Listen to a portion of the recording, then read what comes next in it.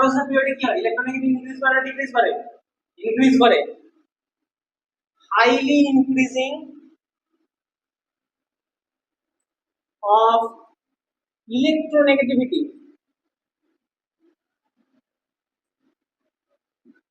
across the period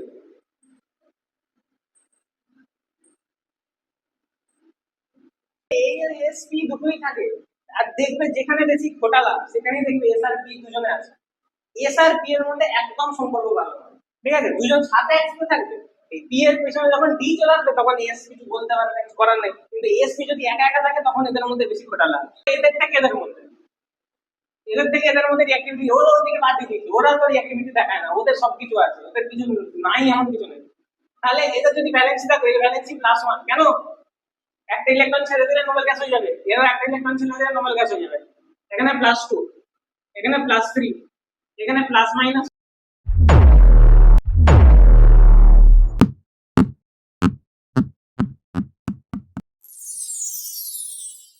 Thank you for watching this video.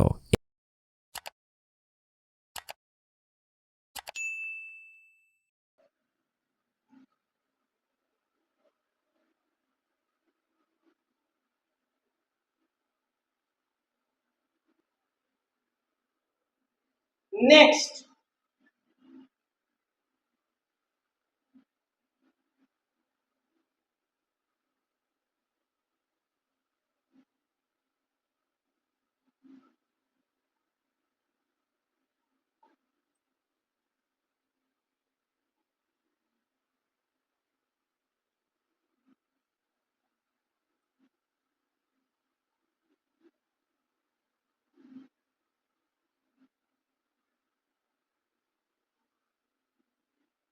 anomalous properties of period 2 or second period atom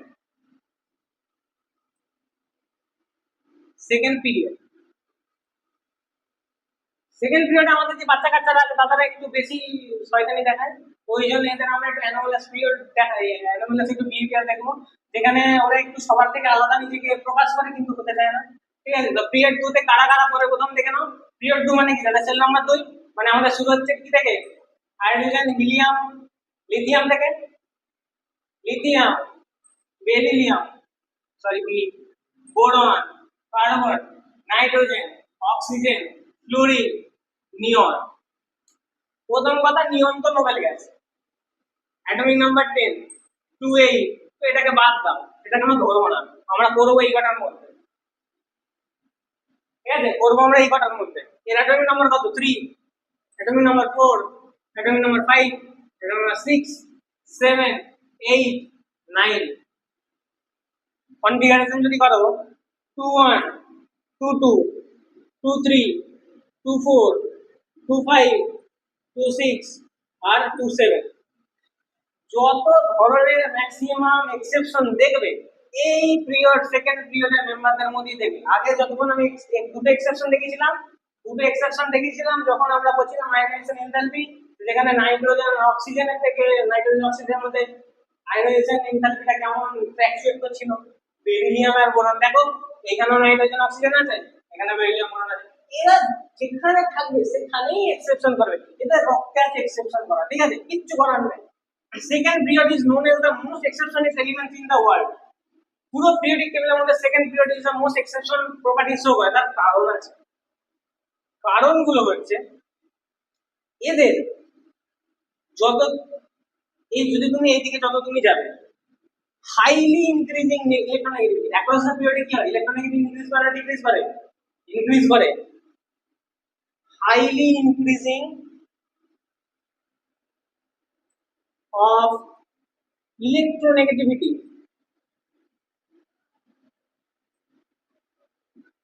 across the period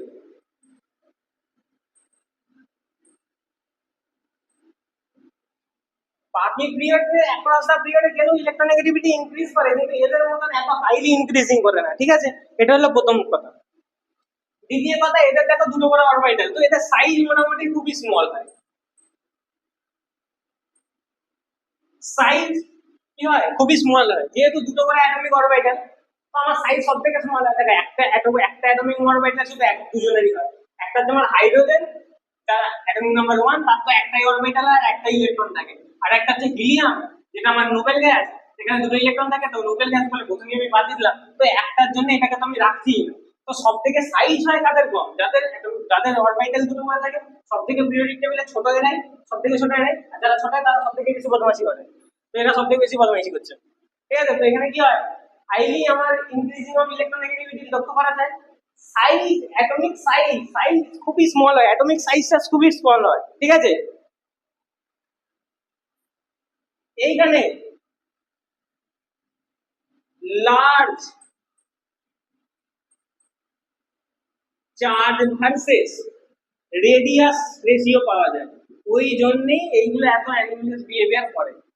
large charge versus যে radius রেশিওটা হয় একটা অ্যাটমের, যেটা হওয়ার কথা বাকি পিরিয়ডের মেম্বারদের মধ্যে, যে চার্জ ভার্সেস রেডিয়াস এর রেশিওটা হয় গ্রুপ, সরি পিরিয়ড, সেকেন্ড পিরিয়ডের মেম্বারদের মধ্যে এই চার্জ ভার্সেস রেডিয়াসের যে জিনিসটা হয়, চার্জ ভার্সেস রেডিয়াসের যে কম্প্যারিজনটা হয়, যেই রেশিওটা হয়, সেটা খুবই হাই হয়, খুবই হাই হয়, খুবই হাই হয়, ঠিক আছে।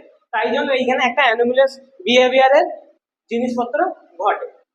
আর এইখানে আমরা নরমালি দেখতে পাই কি, যে এস আর পি অরবিটাল সেট করে, এখানে ডি অরবিটাল আসেই, ঠিক আছে। এস আছে আর পি আছে, কেন আছে? এখানে তুমি যদি বলো 2s2, এটা কত হয় 2 1, তাহলে তো 2s1 ই শেষ হয়ে গেল। যদি তুমি শেষের দিকেও আসো, এটা এখানে কি হয় 1s2, 2s2 আর 2p 5, ব্যাস মিটে গেল। দেখো পি এতেই শেষ, পি এতেই শেষ, যেহেতু এই এস পি দুটোই থাকে। আর দেখবে যেখানে বেশি ঘোটালা সেখানেই দেখবে এস আর পি দুজনে আছে। এস আর পি এর মধ্যে একদম সম্পর্ক ভালো হয়, ঠিক আছে, দুজন সাথে একসাথে থাকবে। এই পি এর পেছনে যখন ডি চলে আসবে তখন এস কিছু বলতে পারবে, কিছু করার নেই। কিন্তু এস পি যদি একা একা থাকে তখন এদের মধ্যে বেশি ঘোটালা। তাই জন্য এখানে দেখো সব এতে শুধু এস আর পি আছে, সব এস পি দিই হয়, এখানে কোথাও ডি অরবিটাল নেই।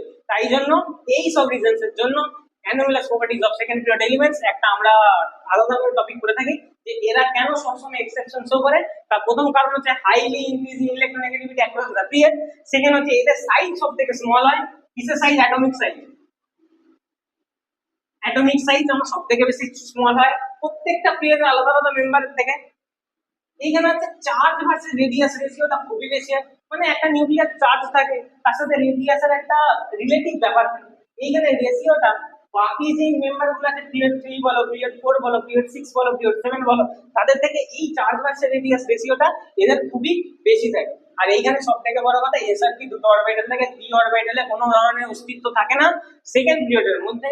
তাই জন্য যত ধরনের এক্সেপশন, যত বেশি ঘোটালা, সব আমরা সেকেন্ড পিরিয়ড এলিমেন্টস এর মধ্যে থেকে নরমালি পেয়ে থাকি, দেখে থাকি, বুঝে থাকি।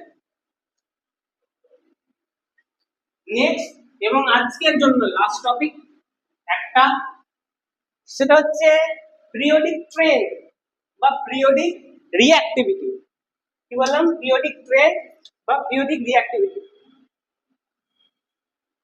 পিরিয়ডিক ট্রেন্ড বা রিঅ্যাক্টিভিটি। আমরা রিঅ্যাক্টিভিটি আর ট্রেন্ডটাকে কিভাবে ডিফাইন করতে পারি?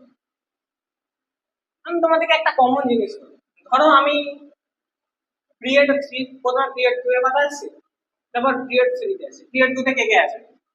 অ্যাটমিক নাম্বার 3, 4, 5, 6, 7, 8, 9, 10 এরা আছে। পিরিয়ড 3 তে কারা আছে?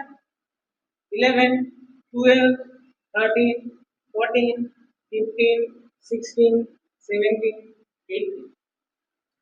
দেখো অ্যাটমিক নাম্বার 10 আর 18 তো গ্রুপ 18 এলিমেন্টস, এরা Nobel gas. Nobel gas react করে? নোবেল গ্যাস রিঅ্যাক্ট করে না। এদের তো যত সুখ শান্তি ঝামেলা সব তো আছে এদের কাছে, এদের আর কিছু চাই? এদের কিছু চাই না। এদের সব সময় ইলেকট্রনিক কনফিগারেশন কমপ্লিট করো, 2 8, দেখো 8 কমপ্লিট, এদের করো 2 8 8। জীবনে বাঁচতে গেলে যা যা সুখ দরকার এদের কাছে সবার কাছে আছে, আর সুখ নিয়ে কি করবে? তো এরা কেমিক্যাল রিঅ্যাক্টিভিটি দেখায় না, প্রথমেই বাদ। এবার আমরা রিঅ্যাক্টিভিটি চেক করবো এদের থেকে এদের মধ্যে, এদের থেকে এদের মধ্যে রিঅ্যাক্টিভিটি, ওরা ওদিকে বাদ দিয়ে দিয়েছে, ওরা তো রিঅ্যাক্টিভিটি দেখায় না, ওদের সবকিছু আছে, ওদের কিছু নাই এমন কিছু নেই। তাহলে এদের যদি ভ্যালেন্সি থাকবে, এই ভ্যালেন্সি +1 কেন? একটা ইলেকট্রন ছেড়ে দিলে নোবেল গ্যাস হয়ে যাবে, এরও একটা ইলেকট্রন ছেড়ে দিলে নোবেল গ্যাস হয়ে যাবে। এখানে +2, এখানে +3, এখানে +-4, কোনো ঠিক নেই, প্লাস হতে পারে মাইনাস হতে পারে। এখানে -3, এখানে -2, এখানে -1। আশা করি ভ্যালেন্সি বার করা জানো, এগুলো নতুন করে শেখানোর কোনো দরকার নেই। তাহলে ভ্যালেন্সি দেখো, +1 +2 +3 4 -3 -2 -1। তোমরা যখন রিঅ্যাক্টিভিটি করিয়েছো তখন করিয়েছিলে না H প্লাস Cl মাইনাস, খুব তাড়াতাড়ি রিঅ্যাকশন করে যাবে, দিয়ে HCl বানাবে, কারণ এর মাইনাস আছে, এরও একটা ইলেকট্রন চাই, আর এর একটা ইলেকট্রন ছেড়ে দিতে পারলে আছে, তাই জন্য এরা খুব তাড়াতাড়ি একটা কম্পাউন্ড বানিয়ে ফেলবে। যদি আমি অন্য দিক থেকেও দেখি, NaCl Na প্লাস Cl, এর কি -1 থাকে, এর +1 থাকে, এ একটা ছেড়ে দিতে পারলে আছে, এর একটা নিতে পারলে আছে, কেমন থাকে? NaCl কেমন করে হয়? এর কটা ইলেকট্রন, লাস্ট অরবিটে একটা ইলেকট্রন, Cl এর লাস্ট অরবিটে কটা ইলেকট্রন? 7টা, 5 6 7। এর এর অরবিট কমপ্লিট হতে কটা লাগবে? একটা লাগবে। আর এর অরবিট কমপ্লিট হতে কটা লাগবে? একটা ছেড়ে দিতে হবে। একটা ছেড়ে দিল, একটা নিয়ে নিল, বললাম আমিও ভালো থাকি তুইও ভালো থাক, দিয়ে NaCl তৈরি করে ফেললো। তাহলে এও যেমন রিঅ্যাক্টিভ, এও তেমন রিঅ্যাক্টিভ। এই ইলেকট্রন ছাড়ার দিক দিয়ে রিঅ্যাক্টিভ, এই ইলেকট্রন নেওয়ার দিক দিয়ে রিঅ্যাক্টিভ। রিঅ্যাক্টিভ তো এরা দুজনে, মানে যত আমি এই দিক থেকে এদিকে যাচ্ছি আমার রিঅ্যাক্টিভিটি বাড়ছে, সরি রিঅ্যাক্টিভিটি কমছে। সব থেকে বেশি রিঅ্যাক্টিভ এ, মানে একটা ছেড়ে দিতে পারলে বাঁচে, আর এইখানে সব থেকে বেশি রিঅ্যাক্টিভ এ, একটা নিতে পারলে বাঁচে। এটা সব থেকে মোস্ট রিঅ্যাক্টিভ, সব থেকে বেশি রিঅ্যাক্টিভ এ আর এ নিতে পারলে বাঁচে, এ ছেড়ে দিতে পারলে বাঁচে। তারপর আসে এরা দুজন, তারপর আসে এরা দুজন। আর এ তো ব্রহ্মচারী মানুষ, দাও দাও, না দিলে না দাও, কি হবে, রিঅ্যাক্ট করলে ভালো, না হলে না ভালো। মানে এই দিক থেকে রিঅ্যাক্টিভিটি কমে কমে কমে কমে আসছে, আবার এই দিক থেকেও রিঅ্যাক্টিভিটি কমে কমে কমে আসছে। মানে এই দিকে যারা এলিমেন্ট গুলো আছে তারা সব থেকে মোস্ট রিঅ্যাক্টিভ, এই দিকে যারা এলিমেন্ট গুলো আছে তারাও সব থেকে মোস্ট রিঅ্যাক্টিভ। আস্তে আস্তে যত আমরা মিডলের দিকে যাচ্ছি, যত আমরা সেন্টারের দিকে যাচ্ছি, তত আমার রিঅ্যাক্টিভিটিটা কি আছে, লুজ হয়ে যাচ্ছে। ওই জন্য যখন +1 আর +2 কথাগুলো আসে, বা -1 -2 কথাগুলো আসে, এরা +1 ভ্যালেন্সি +2 ভ্যালেন্সি উইথ -1 -2 ভ্যালেন্সি, এরা নরমালি কি বন্ড করে? আয়নিক বন্ড করে। মনে আছে ক্লাস 10 এ পড়েছো? বা ইলেকট্রনাল বন্ড করে।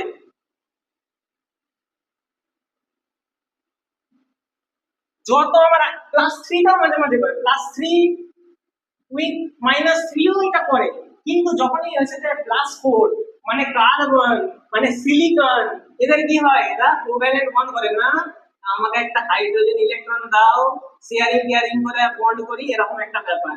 সব এরকম, এরা শেয়ারিং কেয়ারিং করে বন্ড করতে চায়, কিন্তু এদের শেয়ারিং কেয়ারিং করার কোনো ব্যাপার নাই।